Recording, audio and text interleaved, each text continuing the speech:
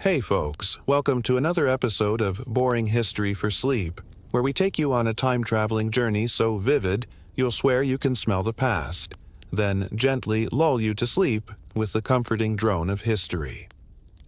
Tonight, we're not just reading from a dusty textbook about World War I. Oh no, we're dropping you right into the muddy, chaotic, and frankly smelly trenches of 1916, somewhere along the Western Front. Forget the heroic war movies with their dramatic charges and clean uniforms. The real Great War was gritty, grimy, and about as glamorous as a wet sock. So, before we dive in, hit that like button if you're ready to get your boots muddy, subscribe if you love history with a side of sarcasm, and drop a comment with where you're tuning in from and what time it is. Are you cozy in New York at midnight? Sipping tea in London at dawn? Let's build this time-traveling community together. Now, dim the lights, fluff your pillow, maybe grab a snack, though you might lose your appetite soon, and let's step into the damp, smoky world of World War I. Picture this. It's 1916, and you're a soldier in a trench on the Western Front. Probably in France, though the endless mud makes it hard to tell one country from another. You wake up, if you can call it waking, because sleep in the trenches is more like passing out from exhaustion. Your bed? A shallow dugout in the trench wall, lined with a scratchy blanket that smells like it's been through more battles than you have. The air is thick with the stench of unwashed bodies, rotting wood, and something you're pretty sure is coming from the latrine trench a few yards away. It's not exactly a five-star hotel, more like a zero-star nightmare. The dawn is gray, the sky heavy with clouds that promise more rain, because of course it's going to rain again. The trench is a maze of mud, wooden planks, and sandbags, stretching as far as you can see, like a scar carved into the earth. Somewhere in the distance, artillery rumbles like a grumpy giant waking up. Welcome to your morning, soldier. Hope you packed your sense of humor. Let's talk about getting ready for the day, because hygiene in the trenches is, let's say, a creative challenge. You're covered in mud, sweat, and probably a few things you don't want to identify. Water is scarce, and what little you have is for drinking, not bathing. Your canteen holds maybe a liter, and it tastes like it was scooped from a puddle, which it probably was. You might splash a bit on your face, but it's more symbolic than effective. Shaving, that's a luxury. Some guys try it with a rusty razor, but most just let their beards grow until they look like they re-auditioning for a Viking movie. Your uniform is stiff with dirt, and your boots are so waterlogged they squelch with every step. Changing clothes. Ha! You've been wearing the same wool tunic for weeks, and it's starting to feel like a second skin. Lice are your new best friends, crawling through your seams and itching like tiny demons. You might spend a few minutes picking them off, but it's like trying to empty the ocean with a teaspoon. Modern equivalent? Imagine living in a porta-potty during a music festival, but for months. Yeah, it's that bad. So you're awake, sort of clean and ready for breakfast. Or at least you're ready to face whatever passes for food in the trenches. Your rations are underwhelming. On a good day, you get a tin of bully beef, canned corned beef that's as appetizing as it sounds. It's salty, chewy, and tastes like it's been sitting in a warehouse since Napoleon's time. Pair that with some hardtack biscuits which are so tough you'd need a hammer to break them. Pro tip: soak them in your tea first, assuming you have tea. If you're lucky, there's a bit of jam or maybe some bacon grease to smear on top. On a bad day, you're eating makanoki stew, a canned mix of meat, veggies, and mystery grease that smells like regret. You heat it over a tiny stove if you can get one lit in the damp. Oh, and water? It's rationed, so you're sipping carefully, trying not to think about the fact that it was probably delivered in a petrol can. Compared to your usual avocado toast or whatever you're eating in 2025, this is like a culinary war crime. But you eat it, because hunger doesn't care about your taste buds. Now that you've choked down breakfast, it's time to face the day's work. If you're thinking of epic battles or charging across no man's land, slow down, Hollywood. Most days in the trenches are about survival, not heroics. Your job might be standing watch, which means staring across a barren stretch of mud and barbed wire, trying to spot enemy movement. It's boring until it's terrifying, because a sniper could be lining you up any second. Or maybe you're on repair duty, which means hauling sandbags and wooden planks to shore up the trench walls that keep collapsing in the rain. It's backbreaking work, and the mud sucks at your boots like it's trying to swallow you whole. If you're really unlucky, you're on latrine duty. Yes, that means digging a new pit for the trench's output. The smell is so bad it could knock out a horse, and you were trying not to gag while flies buzz around like they re-holding a party. Social hierarchy? Doesn't matter much down here. Officers might have a slightly better dugout, but everyone's covered in the same mud, dodging the same bullets. Let's talk about the dangers, because the trenches are basically a buffet of ways to ruin your day. First, there's the enemy. Across No Man's Land, maybe 100 yards away, is another trench full of guys who love to shoot you. Snipers are the worst, picking off anyone dumb enough to peek over the parapet. Artillery is even scarier. Shells can rain down without warning, turning the ground into a cratered moonscape. If you hear a whistle, you'd better dive for cover. Then there's the environment. The mud isn't just annoying, it's deadly. Men have drowned in it, sucked down like they're in quicksand. Trench foot is another gem. Your feet, soaked for days, start to rot in your boots, turning black and swollen. And don't forget disease. Dysentery, typhus, and infections are everywhere, thanks to the filth and lack of sanitation. Modern analogy, it's like living in a post-apocalyptic video game but with worse graphics and no save button. Now, let's weave in some cultural context. Life in the trenches isn't just about surviving the enemy. It's about clinging to some shred of humanity. Soldiers create their own rituals to cope. You might join a group singing a cheeky tune about the war, like Pack Up Your Troubles. It's not exactly chart-topping, but it keeps morale from flatlining. Letters from home are gold. If you get one, you're reading it by candlelight, savoring every word from your mom or sweetheart. Religion plays a big role, too. Some guys pray before every patrol, clutching a cross or a lucky charm. Superstitions are rampant. Nobody wants to light 3 cigarettes off one match because that's just asking for a sniper's bullet. And then there's the camaraderie. You're stuck with these blokes, day in, day out, sharing everything from food to fear. They're your family now, for better or worse. It's like a really intense, really muddy reality show, except the prize is staying alive. Let's shift gears and meet our first historical figure, Private Tommy Atkins. Okay, Tommy Atkins isn't one guy. It's the nickname for the average British soldier, but let's imagine one. Picture Tommy, a 19-year-old farm lad from Yorkshire. Back home, he was hauling hay and dreaming of adventure. Then the war posters came, promising glory and a chance to see the world. So he signed up, kissed his mom goodbye, and ended up here, knee-deep in mud. Tommy's no hero in the movie sense. He's scared, tired, and really misses his mom's shepherd's pie, but he's resilient.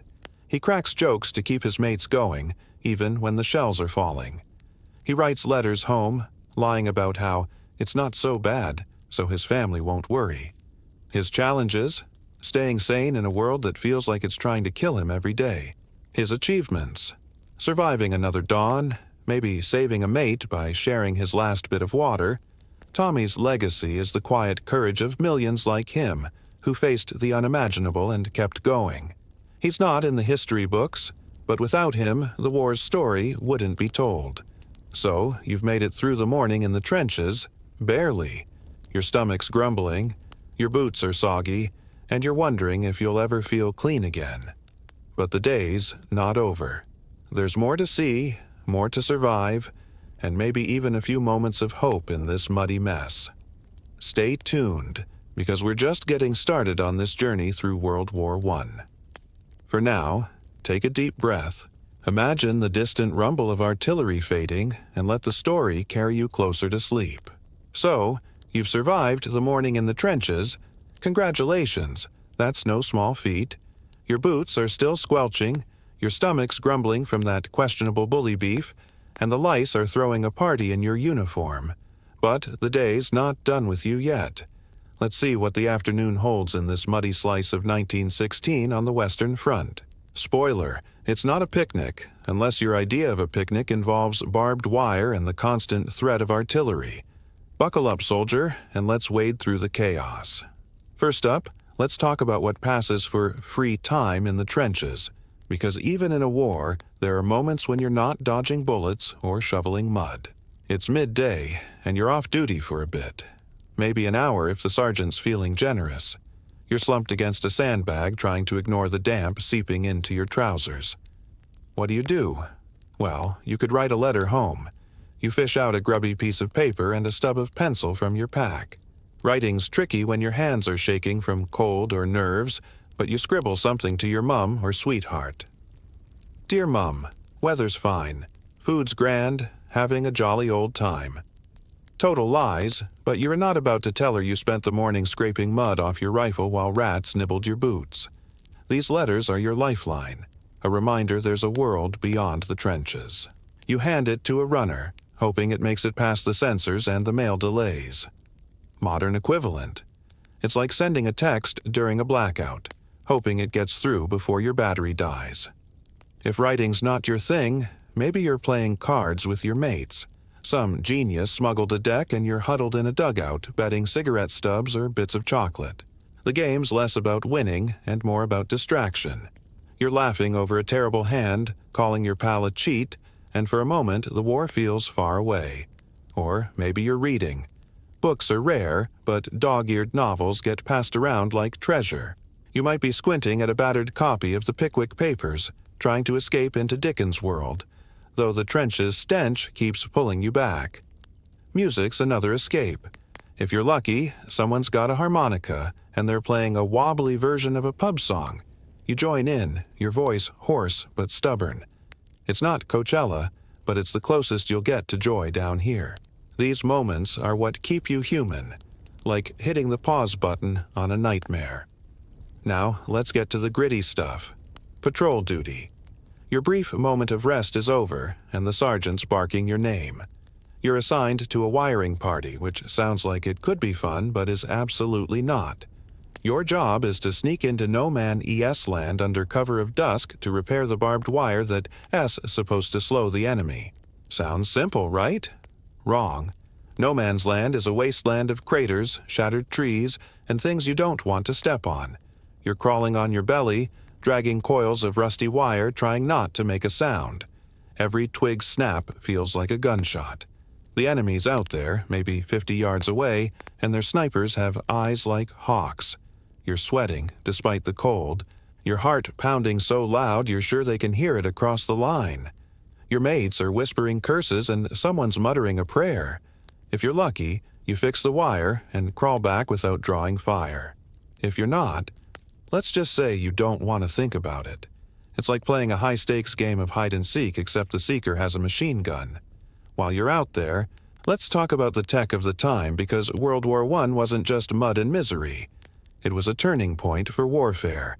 Your rifle, probably a Lee Enfield, is your best friend and worst enemy. It's reliable but heavy, and you're constantly cleaning it to keep the mud from jamming it. Bayonets are standard issue because sometimes things get up close and personal. Machine guns, like the Vickers, can spit out hundreds of rounds a minute, turning no man's land into a meat grinder. Then there's the artillery, big guns that can lob shells miles away, leveling entire trenches. And don't forget the new kid on the block, gas. Chlorine or mustard gas can drift over, burning your lungs or skin if you don't get your mask on fast enough. The masks are clunky, like something out of a steampunk nightmare, and they make you feel like you're suffocating even when they're saving your life.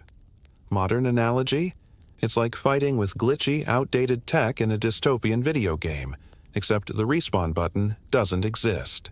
Let's shift to the social dynamics, because the trenches are a melting pot of humanity, for better or worse.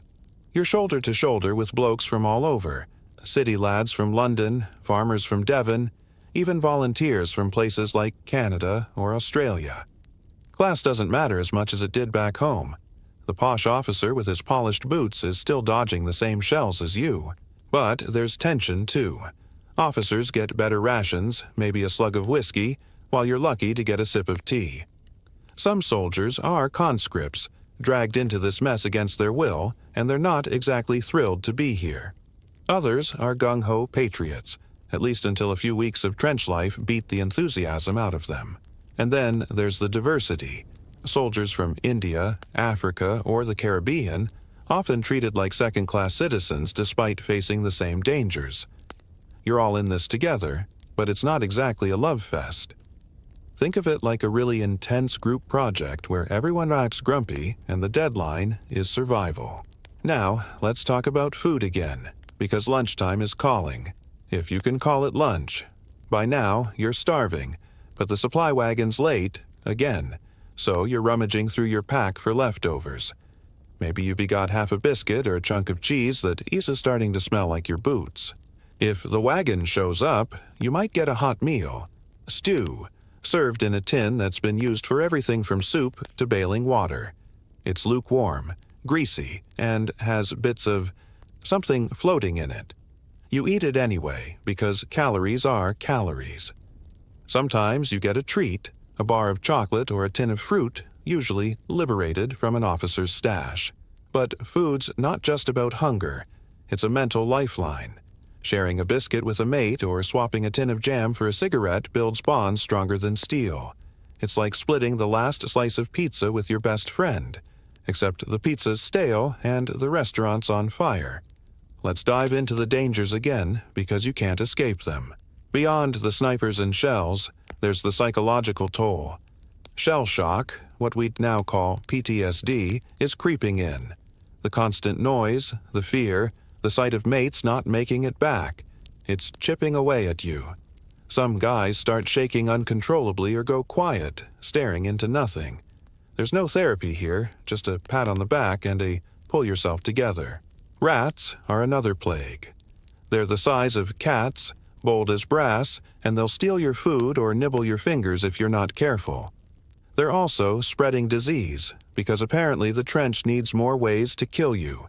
And let's not forget the weather. It's either pouring rain, turning the trench into a river, or freezing cold, making your fingers too numb to hold a rifle. It's like Mother Nature decided to join the war and pick a fight with everyone. Now, let's meet our second historical figure. Vera Brittain, a woman whose story brings a different perspective to the war. Vera's not in the trenches, she's back in England, but her life's just as shaped by the conflict. She's a young woman, about 22 in 1916, from a middle-class family. Before the war, she was studying at Oxford, dreaming of becoming a writer. But when the war broke out, she ditched her books to become a volunteer nurse with the Voluntary Aid Detachment, VAD. Picture Vera in a starched apron, working in a hospital ward that smells of antiseptic and despair. She's bandaging wounds, holding the hands of dying soldiers and trying not to cry when another boy, barely older than her brother, doesn't make it. Her challenges are immense. The long hours, the gruesome injuries, the emotional weight of seeing so much death. But Vera's tough. She keeps going, driven by a mix of duty and defiance against a world that says women can handle this. Her achievements? Not just surviving the war, but turning her pain into words. Later, she'll write Testament of Youth, a memoir that captures the war's human cost like few others. Her legacy is giving a voice to the grief and resilience of her generation, especially women who are often overlooked. Vera's not a general or a king, but her courage is as fierce as any soldier's. So, you've made it through the afternoon, from wiring parties to questionable stew. Your body's aching, your mind's racing, and the trench is starting to feel like home. Terrifying thought. But there's still more to this day. The war doesn't stop, and neither do you. For now, imagine the sun dipping low, casting long shadows over the barbed wire.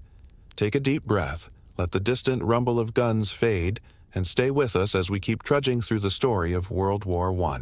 So, you've survived the morning in the trenches. Congratulations, that's no small feat. Your boots are still squelching, your stomach's grumbling from that questionable bully beef, and the lice are throwing a party in your uniform.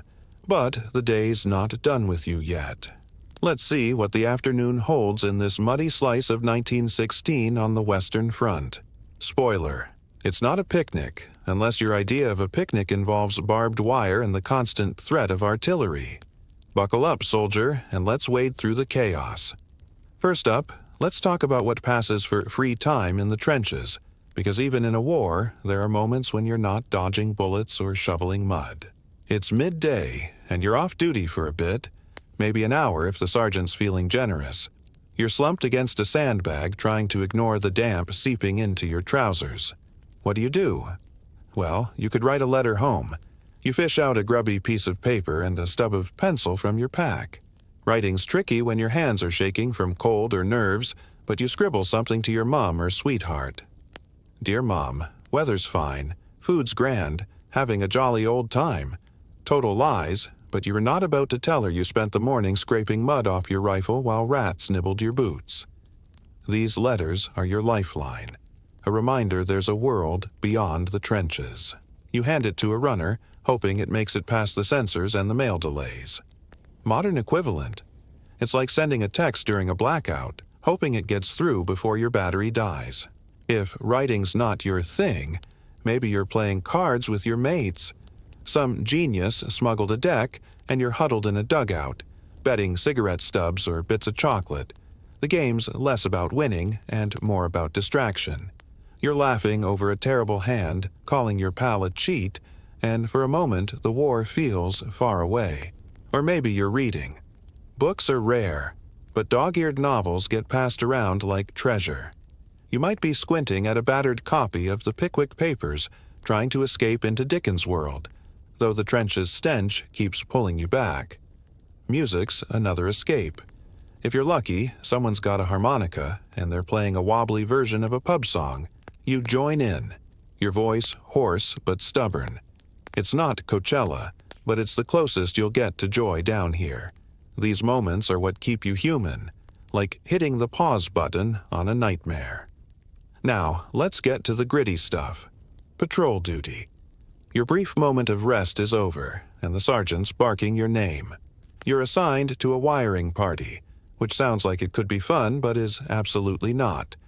Your job is to sneak into No Man ES land under cover of dusk to repair the barbed wire that S supposed to slow the enemy. Sounds simple, right? Wrong. No Man's Land is a wasteland of craters, shattered trees, and things you don't want to step on. You're crawling on your belly, dragging coils of rusty wire, trying not to make a sound. Every twig snap feels like a gunshot. The enemy's out there, maybe 50 yards away, and their snipers have eyes like hawks. You're sweating, despite the cold, your heart pounding so loud you're sure they can hear it across the line. Your mates are whispering curses, and someone's muttering a prayer. If you're lucky, you fix the wire and crawl back without drawing fire. If you're not, let's just say you don't want to think about it. It's like playing a high-stakes game of hide-and-seek, except the seeker has a machine gun. While you're out there, let's talk about the tech of the time, because World War I wasn't just mud and misery. It was a turning point for warfare. Your rifle, probably a Lee Enfield, is your best friend and worst enemy. It's reliable but heavy, and you're constantly cleaning it to keep the mud from jamming it. Bayonets are standard issue because sometimes things get up close and personal. Machine guns like the Vickers can spit out hundreds of rounds a minute, turning No Man's Land into a meat grinder. Then there's the artillery, big guns that can lob shells miles away, leveling entire trenches, and don't forget the new kid on the block. Gas. Chlorine or mustard gas can drift over, burning your lungs or skin if you don't get your mask on fast enough. The masks are clunky like something out of a steampunk nightmare, and they make you feel like you're suffocating even when they're saving your life. Modern analogy? It's like fighting with glitchy, outdated tech in a dystopian video game, except the respawn button doesn't exist. Let's shift to the social dynamics, because the trenches are a melting pot of humanity, for better or worse. You're shoulder to shoulder with blokes from all over, city lads from London, farmers from Devon. even volunteers from places like Canada or Australia. Class doesn't matter as much as it did back home. The posh officer with his polished boots is still dodging the same shells as you. But there's tension, too. Officers get better rations, maybe a slug of whiskey, while you're lucky to get a sip of tea. Some soldiers are conscripts, dragged into this mess against their will, and they're not exactly thrilled to be here. Others are gung-ho patriots, at least until a few weeks of trench life beat the enthusiasm out of them. And then there's the diversity. Soldiers from India, Africa, or the Caribbean, often treated like second-class citizens despite facing the same dangers. You're all in this together, but it's not exactly a love fest. Think of it like a really intense group project where everyone acts grumpy and the deadline is survival. Now, let's talk about food again, because lunchtime is calling, if you can call it lunch. By now, you're starving, but the supply wagon's late, again, so you're rummaging through your pack for leftovers. Maybe you begot half a biscuit or a chunk of cheese that is starting to smell like your boots. If the wagon shows up, you might get a hot meal, stew, served in a tin that's been used for everything from soup to boiling water. It's lukewarm, greasy, and has bits of something floating in it. You eat it anyway, because calories are calories. Sometimes you get a treat, a bar of chocolate or a tin of fruit, usually liberated from an officer's stash. But food's not just about hunger.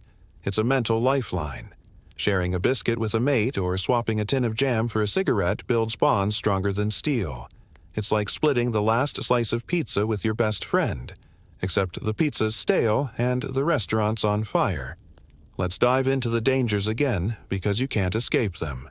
Beyond the snipers and shells, there's the psychological toll. Shell shock, what we'd now call PTSD, is creeping in.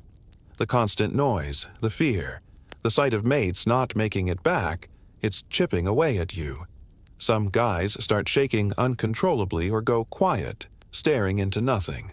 There's no therapy here, just a pat on the back and a pull yourself together. Rats are another plague. They're the size of cats, bold as brass, and they'll steal your food or nibble your fingers if you're not careful. They're also spreading disease, because apparently the trench needs more ways to kill you. And let's not forget the weather. It's either pouring rain, turning the trench into a river, or freezing cold, making your fingers too numb to hold a rifle. It's like Mother Nature decided to join the war and pick a fight with everyone. Now, let's meet our second historical figure, Vera Brittain, a woman whose story brings a different perspective to the war. Vera's not in the trenches, she's back in England, but her life's just as shaped by the conflict. She's a young woman, about 22 in 1916, from a middle-class family. Before the war, she was studying at Oxford, dreaming of becoming a writer. But when the war broke out, she ditched her books to become a volunteer nurse with the Voluntary Aid Detachment, VAD. Picture Vera in a starched apron, working in a hospital ward that smells of antiseptic and despair. She's bandaging wounds, holding the hands of dying soldiers, and trying not to cry when another boy, barely older than her brother, doesn't make it. Her challenges are immense. The long hours, the gruesome injuries, the emotional weight of seeing so much death. But Vera's tough. She keeps going, driven by a mix of duty and defiance against a world that says, women can handle this. Her achievements, not just surviving the war, but turning her pain into words. Later, she'll write Testament of Youth, a memoir that captures the war's human cost like a few others. Her legacy is giving a voice to the grief and resilience of her generation, especially women who were often overlooked. Vera's not a general or a king, but her courage is as fierce as any soldier's. So, you've made it through the afternoon, from wiring parties to questionable stew. Your body's aching, your mind's racing, and the trench is starting to feel like home. Terrifying thought. But there's still more to this day. The war doesn't stop, and neither do you.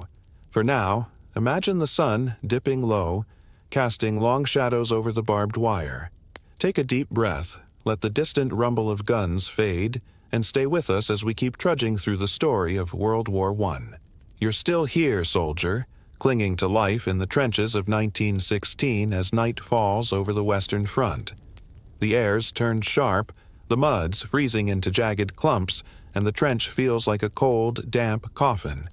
You're exhausted, your bones aching from a day of hauling sandbags, dodging snipers, and choking down whatever that was they called dinner. But the war doesn't sleep, and neither do you. Not really. The stars are out, or they would be if the smoke and clouds didn't blanket the sky. Let's dive into the night shift of this muddy, miserable world of World War I, where every shadow's a threat and every sound's a warning. Keep your wits about you because the trench has more surprises up its soggy sleeve. Let's start with night patrols, because nothing says fun evening like creeping through no man's land in the dark. You're volunteered, thanks Sergeant, for a reconnaissance mission. The goal? Sneak close to the enemy trench, listen for their plans. Maybe nab a prisoner if you're feeling ambitious. You're handed a blackened bayonet and told to leave your rifle behind. It's too bulky for stealth. Your face is smeared with mud for camouflage, making you look like a reject from a low-budget horror flick. You crawl out with a handful of mates, bellies to the ground, moving inch by inch through craters and barbed wire. The silence is suffocating, broken only by your own heartbeat and the occasional skitter of rats. You're close enough to hear German voices, low, muttering, maybe joking about their own lousy rations. One wrong move, and you're done for. A flare goes up, lighting the night like a cruel spotlight, and you freeze, praying you blend into the mud. It's like playing a real-life version of a stealth video game, except there's no checkpoint to reload. Now, let's talk about sleep, or the lack of it. You're back from patrol, miraculously in one piece, and you've got a few hours to rest before dawn. Rest is generous. You wedge yourself into a dugout, a shallow cave carved into the trench wall. Your bed's a plank or just more mud, and your blanket's so damp it might as well be a sponge. You're still in your uniform, boots and all, because taking them off risks trench foot or frostbite. The trench is never quiet. Someone's coughing, another's snoring, and the artillery's rumbling like a neighbor who won't turn down their subwoofer. Rats scuttle over your legs, bold as you please, and you're too tired to care. If you're lucky, you drift into a half-sleep, dreaming of home until a shell lands close enough to jolt you awake. Modern analogy. It's like trying to nap in a bus station during a thunderstorm, with a leaky roof and a gang of raccoons for company. Let's dive into the medical situation, because staying alive in the trenches means dodging more than bullets. You've got a cut on your hand from fixing wire, nothing major, but in this filth, it's a problem. Medical care is basic. The nearest aid post is a dugout with a harassed medic who's got bandages, iodine, and not much else. If you're lucky, he cleans the cut and wraps it, muttering about infection. If it's serious, like a shrapnel wound, you're carried to a casualty clearing station, bouncing on a stretcher through mud while shells scream overhead. Surgery, if you need it, happens in a tent that smells of blood and ether, with no guarantee you'll wake up. Disease is the real killer. Trench fever, spread by those blasted lice, leaves you shaking and feverish.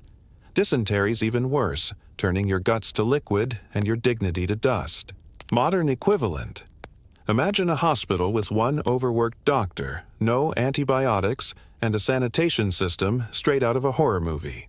Now, let's explore the downtime activities that keep your sanity from fraying completely. When you're not on duty, you're scavenging for ways to stay human. Maybe you're swapping stories with your mates, exaggerating a tale from back home to get a laugh. Remember that pub brawl in Leeds? Swear I took on 5 blokes. It's half true, but nobody cares. They need the distraction. Some guys are gambling, tossing pennies or buttons in a makeshift dice game. Others are carving trench art, turning a spent shell into a vase or a ring.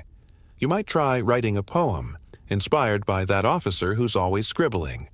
It's terrible, but it's yours. If you're really desperate, you're delousing, burning lice off your shirt with a candle which smells like burnt hair and regret.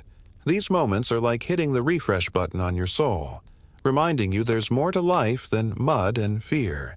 It's like binge-watching a comfort show, except your TV's a flickering candle and the plot's your survival. Let's talk about the dangers again, because night brings its own brand of terror. The darkness hides snipers, but not their bullets.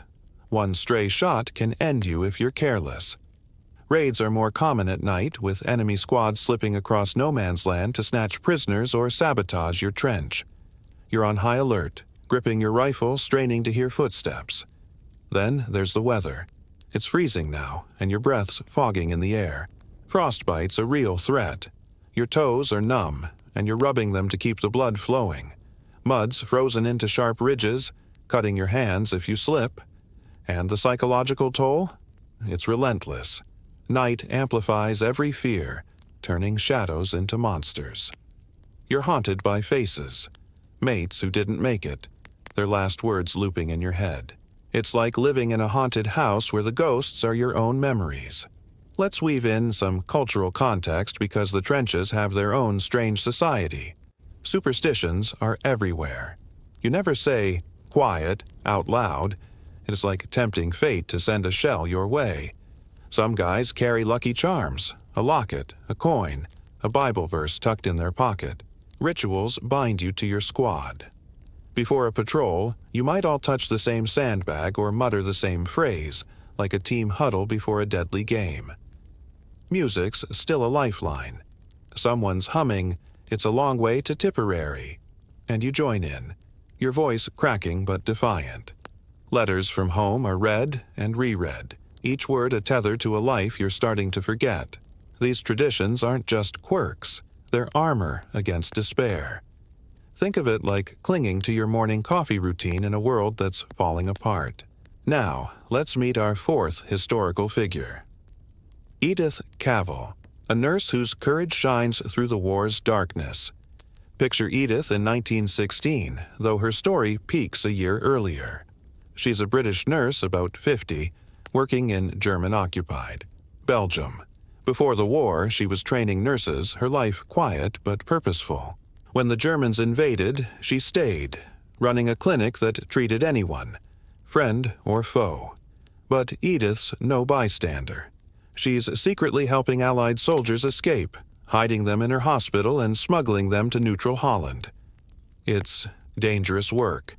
One slip, and she's done. Her challenges: balancing her duty to heal with her defiance of the occupiers, knowing every soldier she saves risks her life. Her achievement? Helping over 200 men escape, giving them a shot at freedom. Her legacy? It's bittersweet. In 1915, the Germans caught her. She faced a firing squad, calm to the end, her last words about forgiveness. Edith's death shocked the world, fueling Allied resolve and showing women's strength in a war that tried to sideline them. She's not in the trenches, but her bravery's as raw as any soldier's. So, you've stumbled through the night, from sneaking through no man's land to snatching a few minutes of sleep. The trench is quieter now, but it's a tense quiet, like the calm before a storm. Your body's numb, your mind's a jumble, but you're still here, still fighting. Dawn's not far off, promising another day of mud, fear, and maybe a flicker of hope. For now, imagine the trench fading into shadow, the distant guns a soft murmur. Stay with us as we keep trudging through the story of World War I, one weary step at a time. You're still kicking, soldier, which is frankly impressive given the trench's best efforts to grind you down. It's the early hours before dawn. In 1916, and the Western Front is cloaked in a chilly, uneasy hush. The trench is a frozen, muddy labyrinth, and you're shivering in your damp uniform, your breath puffing out in little clouds. You've survived night patrols, snatched a few, minutes of lousy sleep, and dodged more dangers than you can count. But the day's about to start again, and World War I doesn't do gentle wake-up calls. Let's dive into the pre-dawn grind of trench life, where every moment tests your grit and your sense of humor. Keep your head down and your sarcasm sharp. We're not done yet. Let's kick things off with the pre-dawn routine because morning in the trenches starts long before the sun bothers to show up. You're roused by a sergeant's hoarse whisper, or maybe just the instinct that sleeping too long invites trouble. Your job now is stand to, a daily ritual where everyone lines up at the trench's firing step, rifle ready in case the enemy tries a sneaky dawn attack.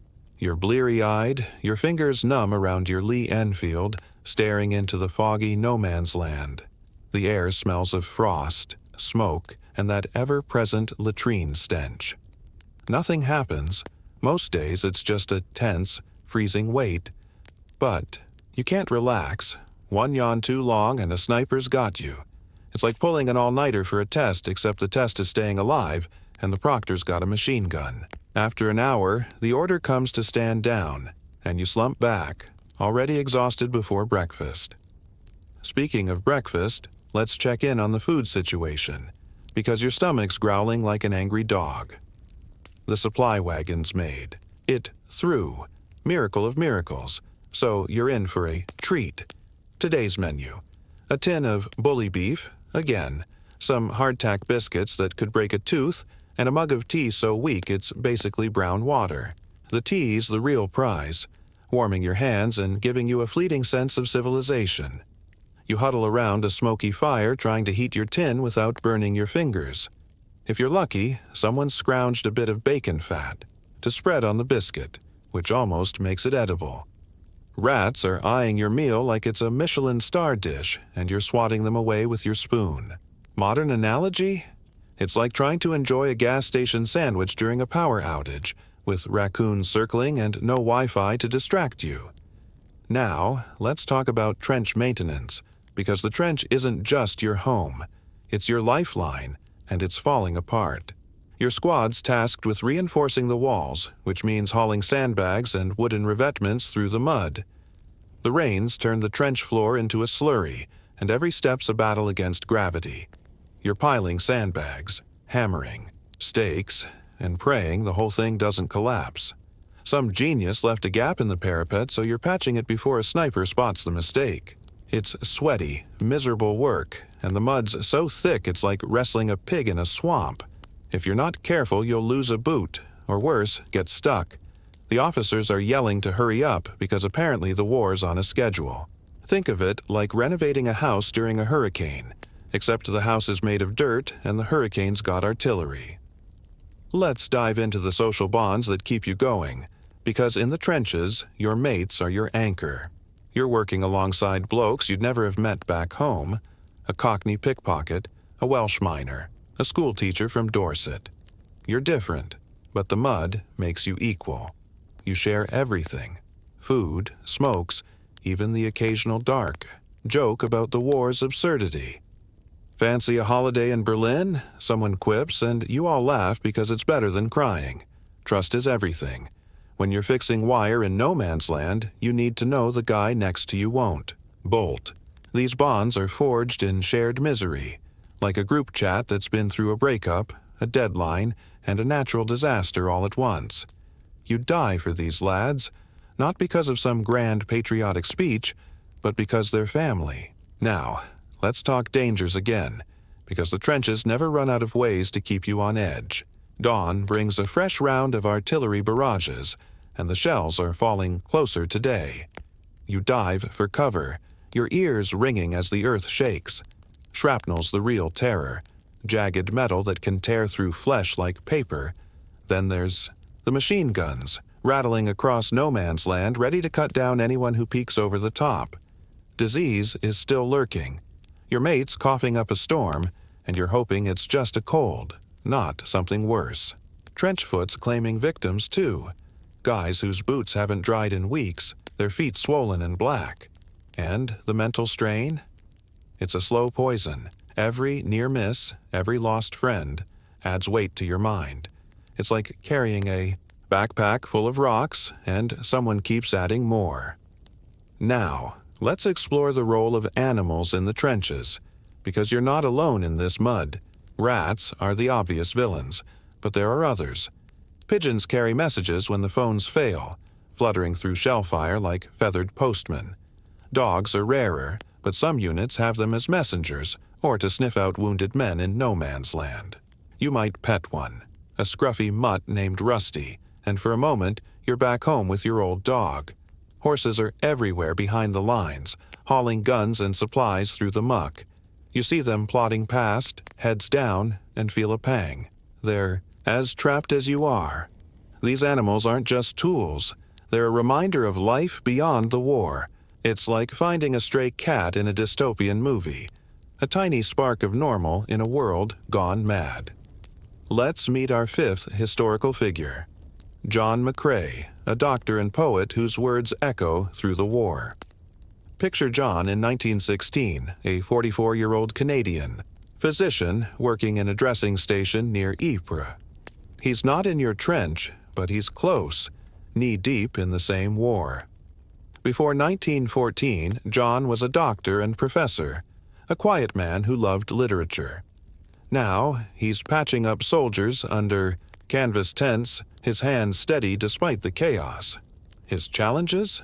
Saving lives with limited supplies, watching young men die despite his skill, and keeping his own spirit intact. His achievement? Writing In Flanders Fields in 1915, a poem born from the grief of losing a friend to a shell. It's short, haunting, and captures the war's loss and defiance, the poppies growing among graves, the call to carry on. His legacy? That poem, still recited today, a reminder of the human cost of war. John's not fighting with rifle, but his words are a weapon, cutting through the noise to speak for the dead. So, you've staggered through the pre-dawn hours, from stand to sandbag duty. The trench is still here, still muddy, still home. Your mates are joking nearby, Rusty the dog's curled up in a corner, and the first light of dawn's creeping over the horizon. You're tired, hungry, and a little less certain you'll see tomorrow, but you're still you. For now, imagine the trench settling into a brief lull, the guns quieter, the world holding its breath. Stay with us as we keep pushing through the story of World War I, one gritty moment at a time. Dawn's breaking over the Western Front, soldier, and you're still here, which is honestly worth a medal in itself. It's 1916, and the trench is waking up under a gray, miserly sky that's spitting drizzle just to keep things miserable. Your uniform's a soggy second skin. Your boots are auditioning for a swamp monster role, and the memory of that weak tea at breakfast is the only thing keeping you warm. You've hauled sandbags, dodged shells, and bonded with your mates over bad jokes and worse food. But the day's rolling on, and World War I isn't about to give you a coffee break. Let's dive into the morning grind of trench life, where survival's the name of the game and sarcasm's your secret weapon. Keep your rifle close and your wits closer. We're trudging deeper into the mud. Let's start with the morning mail, because in the trenches, a letter from home is worth more than gold. You're catching a breather when a runner stumbles in, soaked and cursing with a sack of mail. Your heart jumps. Maybe there's something. For you.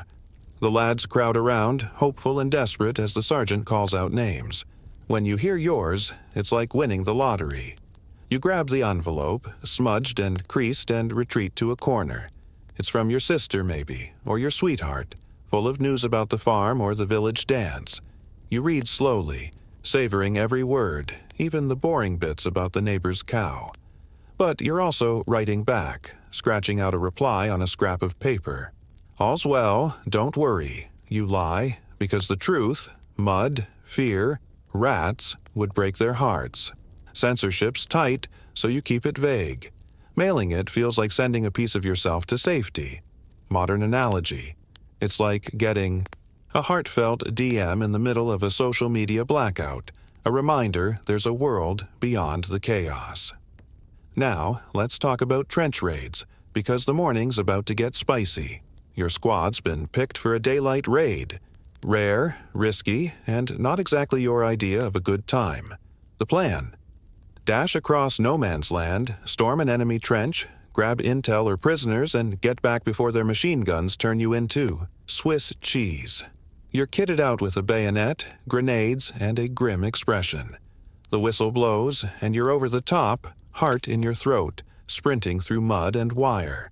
Shell craters swallow your feet, and bullets zip past like angry bees. You hit the enemy trench, a blur of shouting and shoving, and snag a map before bolting back. If you're lucky, you make it with only a grazed arm. If not, well, let's not dwell on that. It's like pulling off a heist in a war zone, except the loot's a crumpled paper and the security's got artillery. Let's check in on hygiene. Again, because you're starting to smell like a mix of swamp and despair. Water's still scarce, so washing's a pipe dream. You're scraping mud off your face with a grimy hand, which is about as effective as mopping the floor during a flood. Your teeth? You're brushing them with a finger and a prayer, because toothpaste's a myth here. Lice are throwing. A festival in your seams, and you're itching like you rolled in poison ivy. Some guys try delousing by running a candle flame along their clothes, but it's a losing battle. Your uniform's so caked in dirt it could stand up on its own. Trench foot's a constant worry. Your boots are wetter than a drowned rat, and your toes are starting to feel like strangers. Modern equivalent? Imagine going a month without a shower, living in a gym locker room, and sharing it with a million tiny roommates who bite. Now, let's explore the role of humor, because in the trenches, a laugh is as vital as a bullet. You and your mates are swapping stories during a lull, and someone's got a knack for turning misery into comedy. "This mud's so thick," he says. "I reckon we could sculpt the Kaiser and scare him off." You're howling, because it's true and it's absurd. Jokes are currency, dark ones about the war, silly ones about the sergeant's mustache. You might mimic an officer's posh accent or invent a song about the rats. Humor's your shield, keeping the fear at bay. Even the trench newspapers scribbled by some clever sod are full of cartoons and satire poking fun at the generals and the lousy rations. It's like scrolling through memes during a crisis, except your phone's a muddy notebook and the Wi-Fi's your imagination. Let's talk dangers again, because the trenches are a buffet of bad news. The morning's brought a fresh artillery barrage and the shells are hitting close, shaking the earth like a bad earthquake. You're crouched in a dugout, praying the roof holds. Gas is another worry, a shift in the wind, and you're scrambling for your mask, hoping it's not a tear in the seal. Snipers are still out there, waiting for you to get careless. And then there's the monotony. It's a danger too. The endless cycle of fear, boredom, and filth wears you down, making you sluggish, prone to mistakes. Shell shock's creeping. In for some, their eyes glassy, their hands trembling. You're not there yet, but you feel it, like a shadow at the edge of your mind. It's like being stuck in a horror movie marathon, where the jump scares never stop and there's no pause button. Let's weave in some political context, because the war's not just mud and bullets. It's a mess of alliances and agendas. You're fighting for king and country, or so the posters said. But down here, it's hard to care about geopolitics. Still, you hear rumors. The Germans are stretched thin, the Russians are struggling, and the Americans might join someday. Officers talk about the big push, some grand offensive that's supposed to end the war, but you've heard that before, and the graves keep piling up. The trench is a microcosm of the world's chaos. Soldiers from India, Senegal, Australia, all thrown together in this muddy stalemate. You're not sure who's winning, but you know who's losing. The blokes next to you, day after day. It's like watching a global chess game where the pawns keep getting knocked off, and you're one of them. Let's meet our sixth historical figure, Wilfred Owen, a poet whose words capture the war's raw truth. Picture Wilfred in 1916, a 23-year-old, British officer, though he's still finding his voice. He's somewhere near you, maybe in a neighboring trench, scribbling in a notebook between patrols. Before the war, Wilfred was a shy, bookish lad, teaching English and dreaming of poetry. Now, he's leading men through the same mud you're in, his idealism battered but not broken. His challenges? Surviving the trench's horrors while wrestling with the war's futility, watching young lives snuffed out for no gain. His achievement? writing poems like Dulce et decorum est, though it won't be published until later. It's a gut punch, describing a gas attack with brutal clarity, shredding the myth of glorious war. His legacy? Owen's poetry, much of it posthumous, becomes a cornerstone of war literature, speaking for the soldiers who couldn't. He's not just a witness. He's a voice for the silenced, his words sharper than any bayonet. So, you've pushed through the morning, from mail call to a heart-pounding raid. The trench is still a muddy prison, but you're still you, clinging to letters, laughs, and the hope of another dawn. The drizzle's picking up, the guns are grumbling, and your mates are nearby, trading jabs to keep the gloom at bay. For now, imagine the trench settling into a brief pause, the world soft and gray, the war's roar, a distant hum. Stay with us as we keep slogging through the story of World War I, one stubborn step at a time. You're still hanging on, soldier, which is no small miracle in the muddy hell of the Western Front, 1916. It's midday now, and the trench is a sodden, buzzing mess under a sky that can't decide if it wants to rain or just sulk. Your uniform's a patchwork of dirt and sweat. Your stomach's muttering about that sorry excuse for breakfast, and the distant thud of artillery is as constant as your heartbeat. You've dodged raids, scribbled letters, and laughed at jokes, darker than the trench's shadows. But the day's not letting up, and World War I has a knack for testing your limits. Let's dive into the afternoon slog, where every task feels like a battle and every moment's a chance to find something worth fighting for. Keep your chin up and your sarcasm loaded. We're wading deeper into the chaos. Let's start with trench repairs, because the trench is your fortress and it's crumbling faster than a bad cake. The morning's drizzle has turned the walls into sludge, and a whole section's collapsed, leaving a gap that's practically an invitation for enemy snipers. You're on repair duty, which means hauling sandbags and timber through the muck.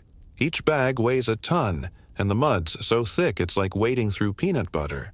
You're hammering planks, piling dirt, and cursing the rain that undoes your work as fast as you do it. Your mates are grumbling too, but there's a rhythm to it. Pass the sandbag, swing the shovel, dodge the sergeant's glare.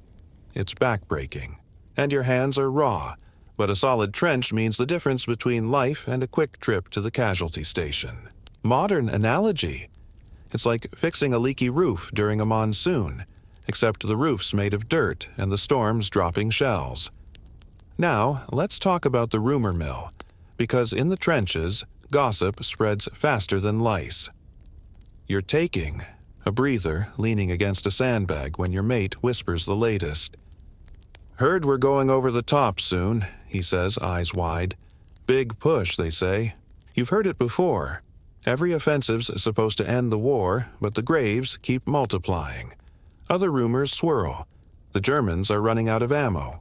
Or there's a new weapon, maybe tanks, though nobody's seen one.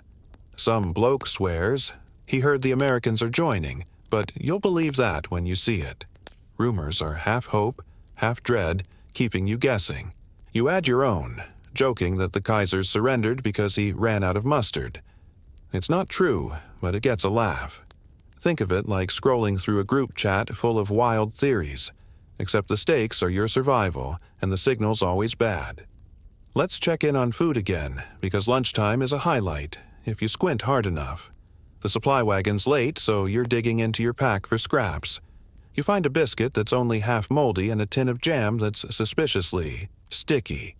If you're lucky, the cooks have scraped together a stew, served in a tin that's seen better days. It's a greasy mix of potatoes, mystery meat, and something that might have been a carrot in a past life.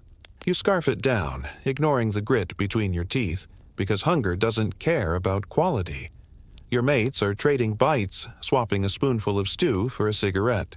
Water's still precious, so you sip slowly, tasting the faint tang of petrol from the canteen. It's like eating at a dive bar with a 1-star Yelp review, except the bar's a mud pit and the waiter's a rat. Now, let's explore the role of religion, because in the trenches, faith is a lifeline for some, a question mark for others. You might join a quick prayer session led by a chaplain who's as muddy as you. He's reading from a tattered Bible, his voice steady despite the shells in the distance. Some lads clutch crosses or medals, whispering prayers before every patrol. Others, like you, aren't so sure. After seeing mates blown apart, it's hard to believe anyone's watching over you.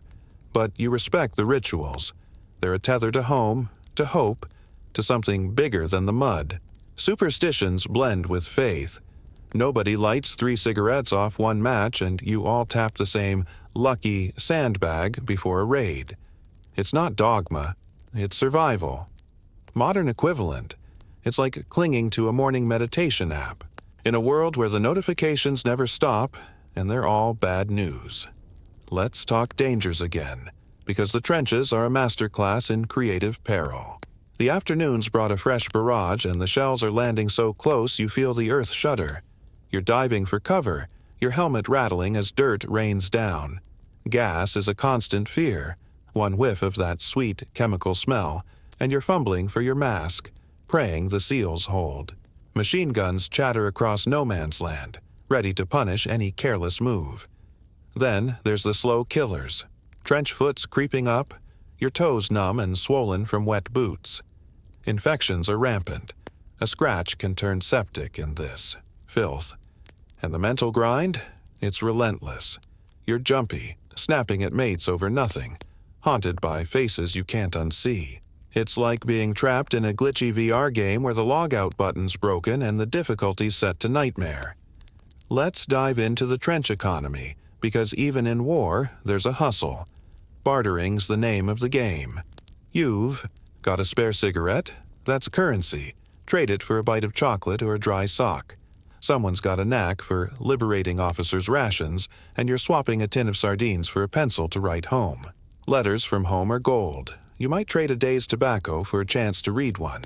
Some guys are craftsmen, turning shell casings into rings or carving spoons from wood, bartering them for food or favors. Scrounging is an art. Find a dropped biscuit or a forgotten canteen, and you're the trench equivalent of a Wall Street trader. It's like running a flea market in a post-apocalyptic bunker, where the goods are stale and the customers are desperate. Let's meet our 7th historical figure, Ernst Junger, a German soldier whose story offers a view from the other side. Picture Ernst in 1916, a 21-year-old lieutenant in a German trench, maybe 100 yards from you. He's young, intense, and oddly fascinated by the war's chaos. Before 1914, Ernst was a restless student, itching for adventure. Now, he's leading men through the same mud and fear you're facing, his iron cross gleaming on his uniform. His challenges: surviving relentless Allied barrages, keeping his men's morale up, and grappling with the war's mix of horror and thrill. His achievement? Writing Storm of Steel, a memoir that captures the war's raw intensity, not as glory but as a brutal, vivid experience. It's not published yet, but he's jotting notes between patrols. His legacy: Junger's book becomes a classic, offering a German perspective that's neither heroic nor defeated, just unflinchingly real. He's your enemy, but his story's as human as yours, a mirror across no man's land. So, you've battled through the afternoon, from patching trenches to trading jam for smokes. The trench is still a muddy cage, but you're still here, joking with mates, clinging to rumors of peace. The drizzle's easing, the guns are growling softer, and the air's thick with the promise of another night. For now, imagine the trench, settling into a weary rhythm, the world gray and heavy, the war's pulse a steady drum. Stay with us as we keep grinding through the story of World War I, one muddy moment at a time. You're still with us, soldier, tougher than a trench biscuit, and twice as stubborn. It's late afternoon in 1916, and the Western Front is a muddy, smoky sprawl under a sky that's given up on sunshine. Your uniform's a soggy disaster, your boots are plotting mutiny, and the memory of that greasy lunchtime stew is sitting in your gut like a bad decision. You've fixed trenches, swapped rumors, and bartered your last cigarette for a half-decent story. But World War I doesn't do quittin' time, and the trench is still your world, grimy, dangerous, and oddly home. Let's dive into the evening grind, where every task is a test and every laugh is a victory. Keep your sarcasm sharp and your helmet on. We're marching deeper into the muck. Let's kick off with trench inspections because nothing says fun evening like an officer poking around your muddy domain. A lieutenant's stomping through, all polished boots and clipboard, checking the trench for standards. Standards? In this swamp, you're scrambling to tidy up, shoving empty tins under a sandbag, kicking mud over a puddle that's practically a lake. The officer's barking about drainage as if you've got a plumbing kit handy. You're nodding, muttering, "Yes, sir," while secretly hoping he slips in the slime. Your squad's on edge because a bad inspection means extra duties, and nobody wants latrine detail. It's like a surprise visit from a landlord in a house that's half underwater, except the landlord's got a mustache and the power to make your life worse. Now, let's talk about storytelling, because in the trenches, a good yarn is as vital as rations. You're huddled with your mates during a lull, the air thick with cigarette smoke and the faint whiff of damp wool. Someone's spinning a tale, maybe about a barmaid back home who could outdrink a sailor, or a ghost story about no man's land that's half joke, half chill. You chip in, exaggerating a scrap you got into at a village fair, making it sound like you fought off a whole gang. The lads laugh, egging you on, and for a moment the war's just background noise. These stories aren't just entertainment, they're glue, binding you to your squad, to home, to the person you were before the mud. It's like a podcast you're all recording live, except the mic's a flickering candle and the audience is a bunch of muddy blokes who get it. Let's check in on the food situation, because dinner's calling, if you can call it that. The supply line's been hit, so you're back to scrounging. You fish out a tin of Makinoki stew, that old friend you love to hate. It's cold, congealed, and smells like a wet dog, but you choke it down with a hardtack biscuit that's practically fossilized. If you're lucky, a mate's got a bit of chocolate, and you trade a story for a bite. Water's still rationed, and your canteen's down to a few sips, tasting of rust and regret. Sometimes you dream of a proper meal. Roast chicken, fresh, bread, a cold beer, but then a rat scurries by, and you're back to reality. Eating's a ritual, a defiance against the war's grind. Modern analogy? It's like surviving on vending machine snacks during a blackout, with a side of existential dread. Now, let's explore the role of silence, because in the trenches, quiet is rare and never trustworthy. The guns have eased up, and the trench is oddly still, save for the drip of water and the occasional cough. You're on watch, staring into no man's land, and the silence is heavy, pressing on your chest. It's not peaceful. It's tense, like the moment before a jump scare. Every creak could be an enemy patrol, every shadow a sniper. You're straining to hear, your nerves screaming, but you can't let your guard down. Silence can be a gift, letting you think of home or whisper a joke to your mate, but it's also a trap, lulling you before the next shell.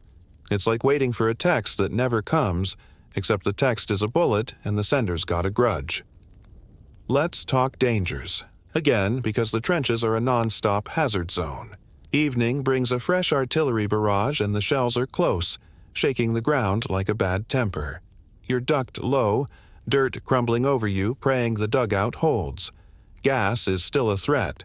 One wrong breeze and you're clawing for your mask, the rubbery stink of it better than the alternative. Raids are bolder now, with enemy squads probing your line, their wire cutters snipping in the dark. Then there's the slow burn of exhaustion.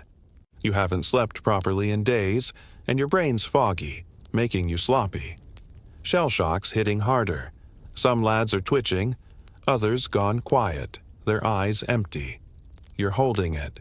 Together, but only just. It's like running a marathon in a haunted house with no finish line and ghosts that shoot back. Let's dive into the trenches' sensory overload, because the war's an assault on every sense. The smell's a mix of mud, sweat, and latrine. Think landfill meets gym locker room. The sound's a symphony of chaos. Artillery booms, rifle, cracks, the squelch of boots, and your mate's snoring when he steals a nap. Visually, it's grim. Brown mud, gray sky, the jagged teeth of barbed wire against the horizon.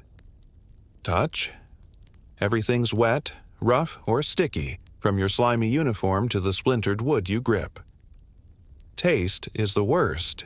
Gritty stew, metallic, water, the faint burn of cordite in the air.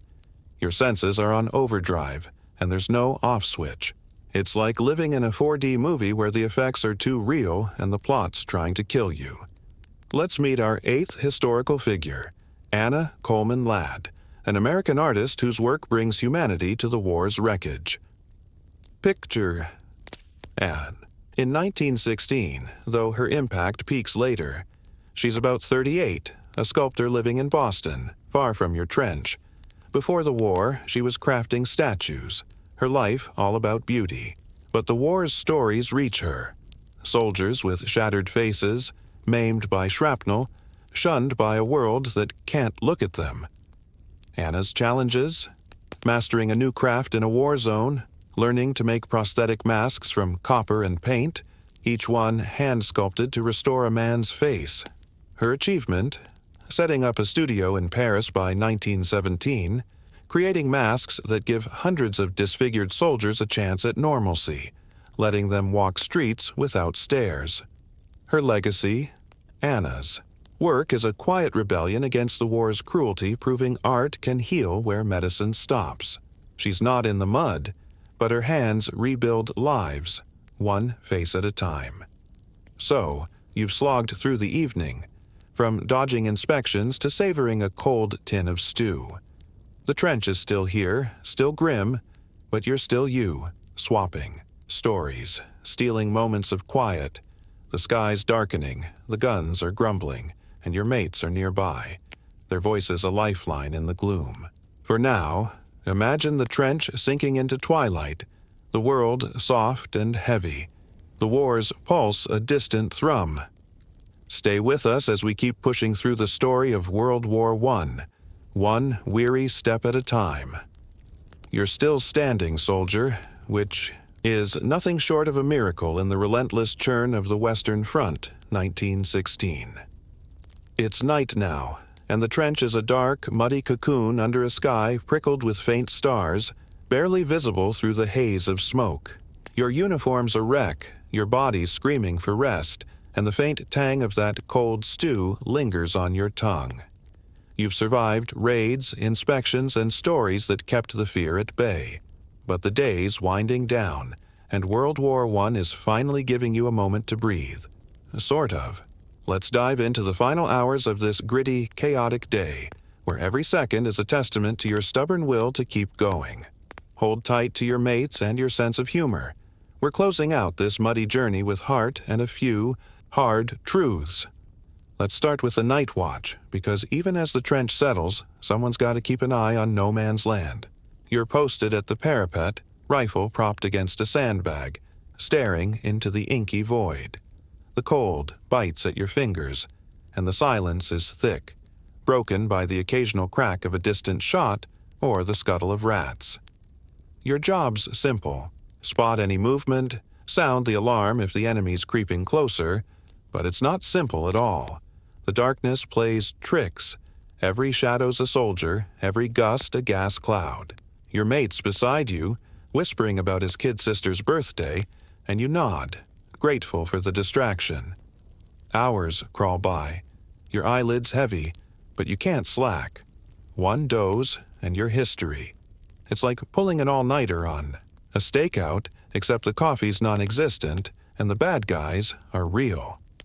Now, let's talk about reflection, because night in the trenches gives you a rare chance to think, whether you want to or not.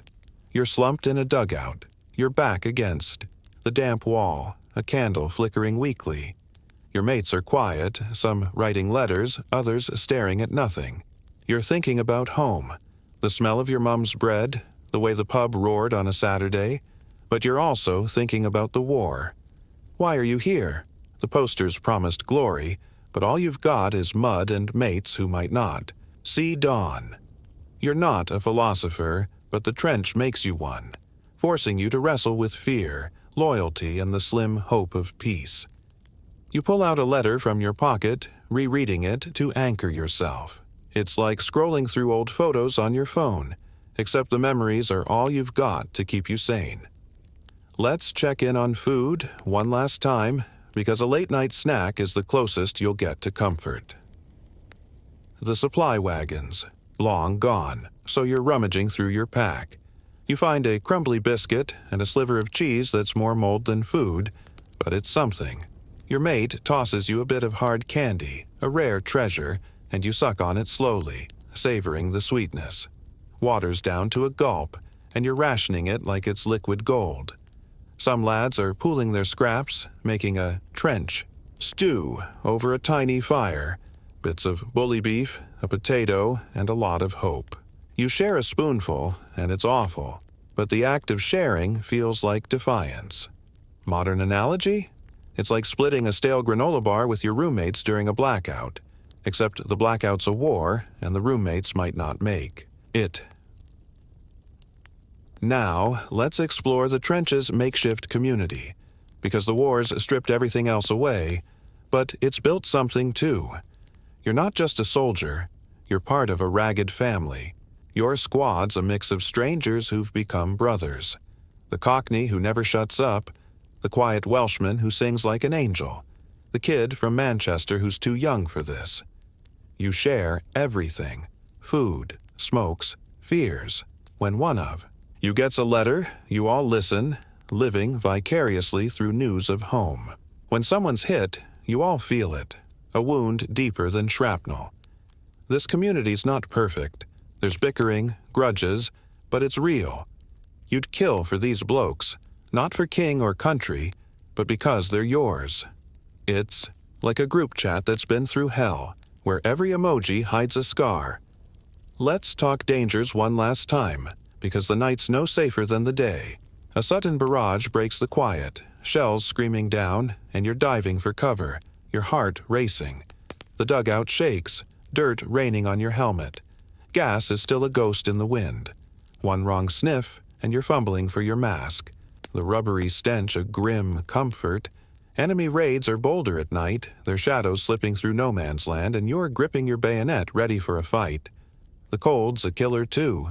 Frostbite's creeping into your fingers, and your wet boots are betraying you. And the mental toll? It's a weight you can't shake.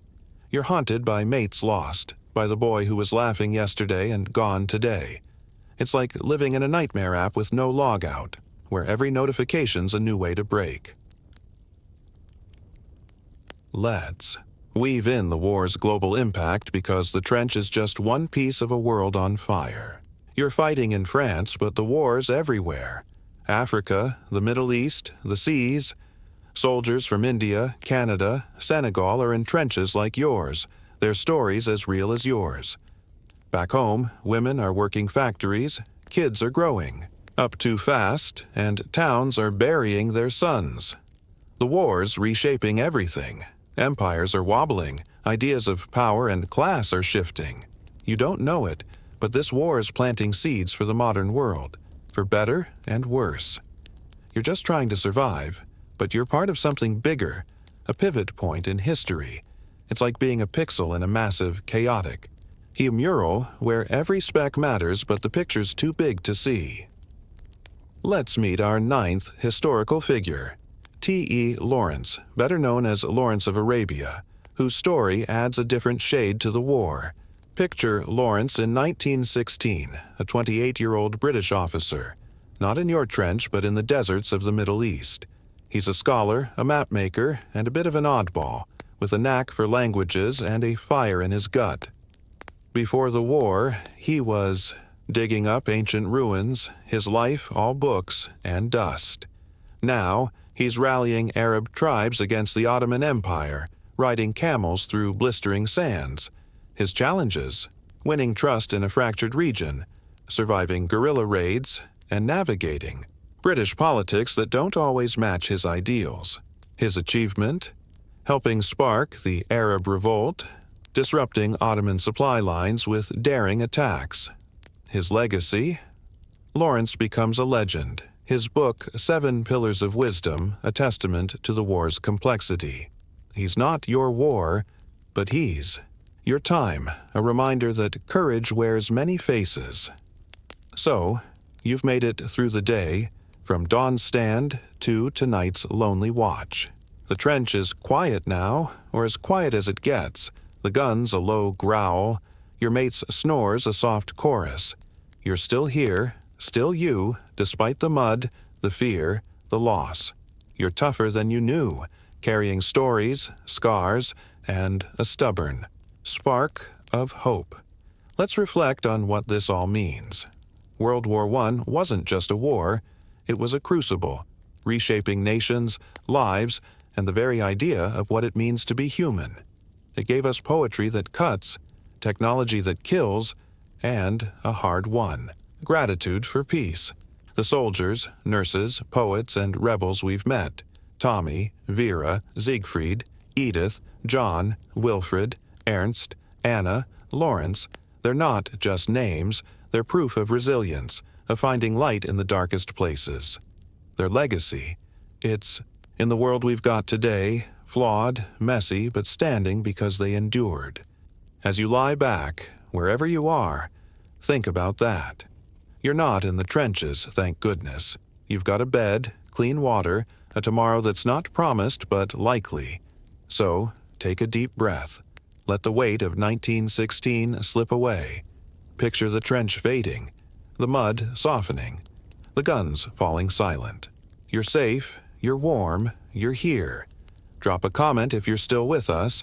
Tell us where you're listening from, what time it is, maybe what this story stirred in you. Hit that like button if you felt the mud in your boots. Subscribe if you want more history with a side of sass. For now, close your eyes. Let the stars of 1916 blur into dreams and drift off. This is Boring History for Sleep, signing off until our next journey.